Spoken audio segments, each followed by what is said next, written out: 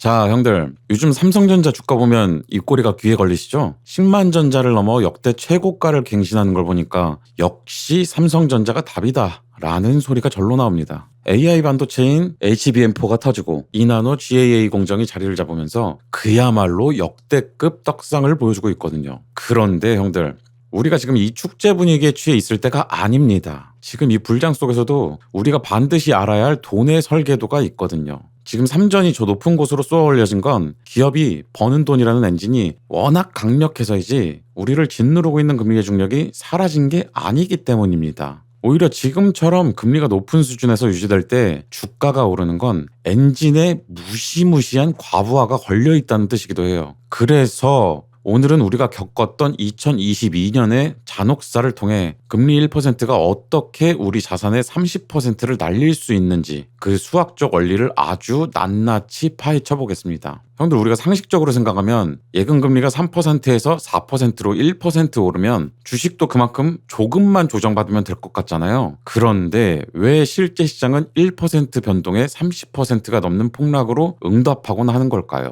이건 단순히 심리적인 문제가 아니라 금융시장의 설계자들이 만들어 놓은 가치평가의 블랙박스 때문입니다. 전문용어로 할인율의 마법이라고도 하는데 사실 마법이 아니라 아주 잔인한 산수입니다. 주식의 가치라는 건 결국 그 회사가 미래에 벌어들일 모든 돈을 오늘 시세로 깎아서 계산한 값이에요. 여기서 금리는 바로 그 미래에 돈을 깎아먹는 날카로운 가위 역할을 합니다. 가위가 예리해질수록, 즉 금리가 높아질수록 우리가 받을 미래의 돈은 형편없이 쪼그라듭니다. 상상해보세요. 10년 뒤에 100억 원을 주기로 약속한 종이가 있다고 칩시다. 금리가 연 3%일 때는 이 종이의 오늘 가치가 대략 74.4억 원 정도 됩니다. 그런데 여기서 금리가 겨우 1% 올라서 4%가 되잖아요? 그럼 종이의 가치는 순식간에 67.5억 원으로 뚝 떨어집니다. 가만히 앉아 있었는데 금리 1% 올랐다고 내 돈 7억 원이 공중분해된 거예요. 이게 바로 복리의 마법이 반대로 작동하는 1%의 저주입니다. 근데 주식시장에서는 이게 훨씬 더 잔인하게 작동할 수 있어요. 주식은 채권처럼 10년 뒤에 끝나는 게 아니라 회사가 망하지 않는 한 영원히 돈을 번다고 가정하거든요. 우리가 지금 삼성전자 최고가에 환호하고 있지만 2022년 초를 기억해보세요. 당시 미국이 인플레이션을 잡겠다고 0.25%였던 금리를 1년 만에 4.5% 위로 쏘아 올렸을 때를 말이죠. 우리 삼성전자는 8만 원대에서 5만 원대까지 아주 깔끔하게 삭제됐었습니다. 그럼 여기서 형님들은 의문점이 생기죠. 아니 커브가 미국 금리 오르는 게 우리랑 무슨 상관인데? 라고 하실 수도 있죠. 아주 간단하게 세 가지 이유로 정리해 드릴게요. 첫째, 미국이라는 거대한 자석이 세졌기 때문입니다. 미국 금리는 전 세계 돈을 끌어당기는 자석의 힘이에요. 세계에서 제일 안전한 미국이 이자까지 많이 준다는데 굳이 위험한 한국 시장에 돈을 놔둘 이유가 없거든요. 자석 힘이 세지니까 한국에 있던 외국인 형들의 달러가 미국으로 쫙 빨려 나가는 겁니다. 둘째, 환율이라는 이중 가이질 때문입니다. 외국인들이 주식을 팔고 달러로 바꿔서 나가면 시장의 달러는 귀해지고 우리 원화는 흔해집니다. 당연히 달러값, 즉 환율이 미친 듯이 오르겠죠. 외국인 입장에서는 주식 가격 떨어져서 한번 손해보고 환율 때문에 달러 가치 깎여서 또 손해를 봅니다. 앉아서 두 번 가이질 당하기 싫으니까 너도 나도 탈출 버튼을 누르는 거예요. 셋째, 전 세계 가격표를 매기는 기준 저울이 바뀌었기 때문입니다. 미국 금리는 전 세계 모든 자산의 가격을 정하는 표준 저울이에요. 가치평가 공식에서 분모인 금리가 올라가면 결과값인 주가는 떨어질 수밖에 없는 수학적 운명인 거죠. 이해가 좀 되셨나요? 그럼 다시 본론으로 돌아와서 나스닥은 이때 1년 동안 33%가 넘게 빠졌죠. 이게 바로 금리라는 중력이 작동한 결과입니다. 근데 여기서 전 세계 돈이 다 미국으로 가는데 왜 나스닥도 같이 작살났냐? 몰린 돈이 주식으로 간 게 아니라 현금과 채권으로 들어가서 그래요. 아무튼 엔진이 아무리 좋아도 중력이 갑자기 10배, 20배 강해지면 추락할 수밖에 없는 게 시장의 섭리입니다. 지금의 삼전은 그 중력을 이겨내고 있지만 설계도는 변하지 않습니다. 자, 제가 금리는 금융의 중력이라고 말씀드렸죠. 이 중력이 어떻게 우리 형들 계좌를 박살내는지 알아볼게요. 주식의 꽃이라 불리는 멀티플, 즉 배수의 비극이 여기서 시작됩니다. 보통 잘 나가는 성장주들, 형들이 좋아하는 테크 기업들은 멀티플을 25배씩 줍니다. 이 25배라는 숫자는 그냥 나오는 게 아니에요. 할인율이 8%이고 성장률이 4%일 때 나오는 마법의 숫자입니다. 이 공식이 사실은 형들 계좌를 결정하는 핵심 설계도예요. 자, 산수 한번 해볼까요? 할인율 8%에서 성장률 4%를 빼면 분모는 4가 되고 100 나누기 4를 하면 멀티플 25배가 나옵니다. 여기서 할인율은 금리가 오르면 같이 올라 가격을 그만큼 깎고 성장률은 주가를 위로 쏘아 올리는 엔진입니다. 그리고 그걸 계산해서 나오는 멀티플은 우리가 흔히 얘기하는 PER, 즉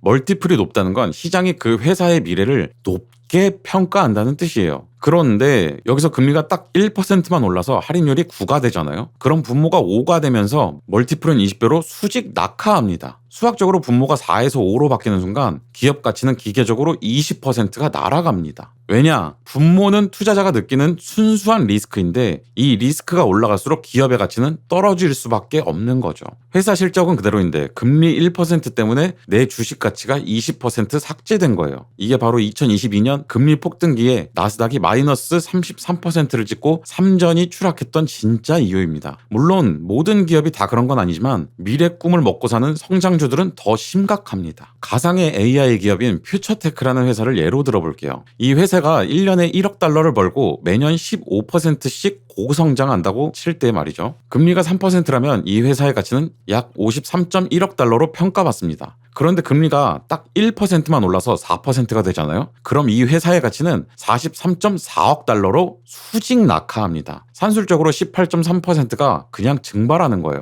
여기에 시장의 공포가 더해져서 주식 위험 프리미엄이라는 게 0.5%만 붙어도 가치는 36.5억 달러까지 떨어집니다. 최종 하락률이 31.2%가 되는 거죠. 이게 바로 금리 1% 인상이 성장률 둔화 우려랑 결합해서 30%의 주가 폭락을 만들어내는 원리입니다. 이걸 전문용어로 듀레이션의 저주라고 부릅니다. 먼 미래에 돈을 벌수록 중력의 영향을 훨씬 더 길고 강하게 받는다는 뜻이죠. 그래서 금리가 오르면 삼성전자 같은 대장주보다 카카오나 네이버 같은 성장주들이 먼저 장례식을 치르는 겁니다. 먼 미래에 돈을 벌수록 가위질을 훨씬 더 세게 당하거든요. 형들, 지금까지 들으니까 지금 삼전의 떡상이 얼마나 대단한 건지 느껴지시죠? 지금 금리 중력이 2022년보다 훨씬 높은 상황인데도 주가가 최고가를 찍는 건 말이죠. AI라는 엔진이 이 무시무시한 할인율의 중력을 씹어먹을 정도로 강력하기 때문입니다. 하지만 형들, 냉정하게 계좌를 한번 다시 보세요. 삼전 말고 다른 종목들도 다 웃고 있나요? 아니죠.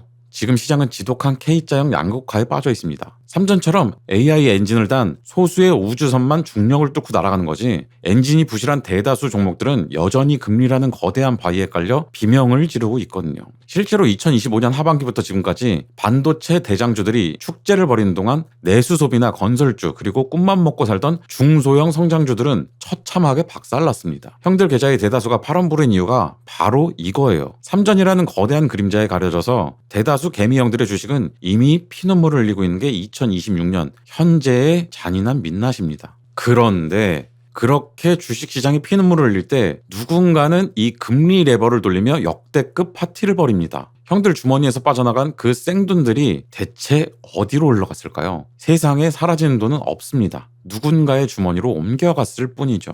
남들 다 죽어가는 고금리 시기에도 4대 금융지주는 사상 최대 실적을 찍었습니다. 2025년 결산 기준으로 무려 18조 5천억 원이라는 엄청난 수익을 냈죠. 이게 은행원들이 나빠서 벌어지는 일이 아닙니다. 이건 철저하게 대한민국 금융 시스템이 설계해놓은 인센티브 구조 때문이에요. 지금 제2금융권의 부동산 PF 상황은 그야말로 심정지 상태입니다. 땅 살 때 빌린 브릿지론 연체율이 30%를 돌파했던 뉴스가 들려오죠. 특히 광주나 전남, 대구 지역의 연체율은 1년 만에 2배가 뛰어서 8.1%를 찍었습니다. 형들 입장에서는 그냥 앉아서 생돈이 녹아내리는 건데 시중은행들은 선순위라는 안전한 자리에 앉아 이자만 챙겨갑니다. 사업이 망해도 땅 팔아서 원금 가장 먼저 회수할 권리를 챙겨둔 거죠. 여기에 은행이익의 핵심인 예대마진, 즉 로켓과 깃털 효과가 작동합니다. 기준금리가 오를 때 대출금리는 로켓처럼 빛의 속도로 쏘아 올리는데 예금금리는 깃털처럼 천천히 올리는 거죠. 최근 5년간 국내 은행들이 이 예대마진으로 벌어들인 돈이 무려 260조 원이 넘습니다. 서울시 5년치 예산을 다 합친 것보다 많은 돈을 그냥 앉아서 이자 장사로 챙긴 거예요.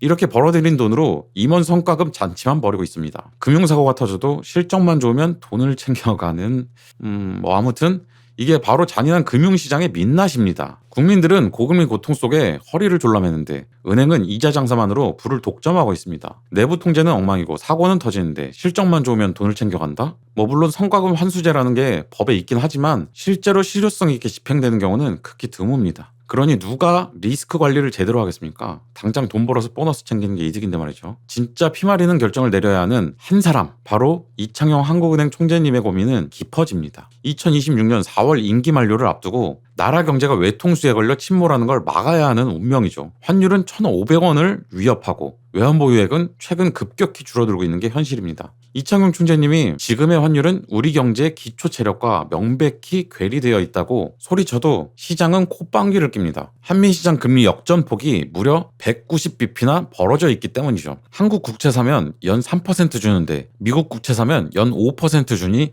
똑똑한 돈들은 다 달러로 바꿔서 미국으로 튑니다. 미국은 지금 경제가 너무 좋아서 금리 안 내려도 버티는데 우리는 내수가 박살나서 금리를 올릴 수가 없거든요. 환율 잡으려고 금리 올리자니 영끌한 형들이 줄도산하고 내리자니 수입 물가가 폭등할 판이죠. 이러지도 저러지도 못하는 상황에서 한국은행은 결국 금고에 쌓아둔 달러 실탄을 쏟아붓고 있습니다. 2025년 12월 한 달 동안 유가증권 보유액이 무려 82억 달러나 급감했는데 말이죠. 이건 금융위기나 과거 금리 폭등 때만큼이나 이례적으로 큰 감소폭입니다. 말 그대로 뼈를 깎아서 환율이라는 괴물을 막아내고 있는 셈이에요. 여기에 국민연금과의 외환 스와프라는 꼼수까지 쓰고 있습니다. 수치상으로는 외환 보유액이 덜 줄어드는 것처럼 보이게 만들어서 시장의 달러 수요를 억지로 누르고 있는 거예요. 그런데 형들, 이거 결국 다 빌려온 달러고 나중에는 갚아야 할 돈입니다. 겉모습만 괜찮아 보이려고 안간힘을 쓰고 있는 격이죠. 지금 이 판을 흔드는 근본적인 원인은 미국의 새로 들어선 트럼프 정부의 관세 폭탄과 인플레이션 공포입니다.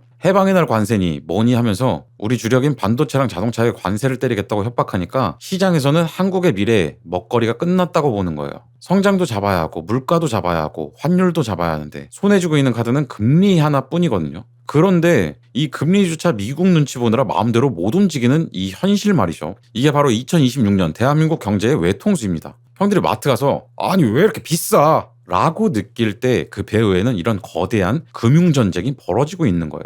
결국 이 고통의 종착역은 어디일까요? 우리가 아무리 실탄을 쏟아부어서 환율을 방어해도 근본적인 금리 차이랑 체력 저하를 극복하지 못하면 언젠가는 한계가 올 수밖에 없습니다. 통상적으로 12월은 은행들이 달러를 중앙은행에 맡기기 때문에 보유액이 늘어나는 게 정상인데 이번엔 거꾸로 줄었습니다. 우리 방어선의 실탄, 즉 총알이 빠르게 소진되고 있다는 아주 위험한 신호예요. 심지어 한국은행이 수익성 좋은 미국 국채까지 팔아가면서 현찰 달러를 마련해 시장에 쏟아붓고 있어요. 미래 세대가 써야 할 실탄을 지금 당장의 환율 방어에 쏟아붓고 있는 격이죠. 자, 형들 이제 마지막 이야기입니다. 지금까지 우리는 금리라는 중력이 어떻게 우리 주식을 조각내는지 파헤쳐봤습니다. 그리고 AI라는 엔진이 어떻게 그 중력을 이겨내고 있는지도 봤죠. 결론부터 말씀드리면 판은 이미 짜져 있습니다. 우리가 바꿀 수 없는 거대한 파도가 오고 있다는 뜻이에요. 잠재 성장률 2%가 무너진다는 건 가만히 있어도 우리 주머니 사정이 점점 팍팍해질 거라는 신호입니다. 여기서 우리가 마주할 가장 치명적인 시나리오는 트럼프의 관세 쇼크와 수출 절벽입니다. 두 번째는 고환율과 고물가가 만나는 스태그플레이션의 늪이죠. 수입 물가가 소비자 물가로 전이되면서 금리를 내려도 안 되고 올려도 안 되는 외통수에 빠지는 겁니다. 마지막은 내수 붕괴와 가계부채 폭탄입니다. 고금리를 견디지 못한 자영업자들과 영끌한 형들이 먼저 쓰러지는 파국이죠. 부동산 프로젝트 파이낸싱 부실이 금융권 전반으로 전이되면서 우리 동네 저축은행까지 흔들리는 상황이 올 수도 있습니다. 그럼 우리 형들은 이제 뭘 해야 할까요? 제가 감히 정답을 말씀드릴 수는 없지만 한 가지는 확실합니다. 금리라는 거대한 중력의 변화를 읽어냈다면 최소한 예전처럼 무모하게 불나방처럼 뛰어들지는 말아야 합니다. 중력이 강해질 때는 몸을 낮추고 체력을 아껴야 살아남습니다.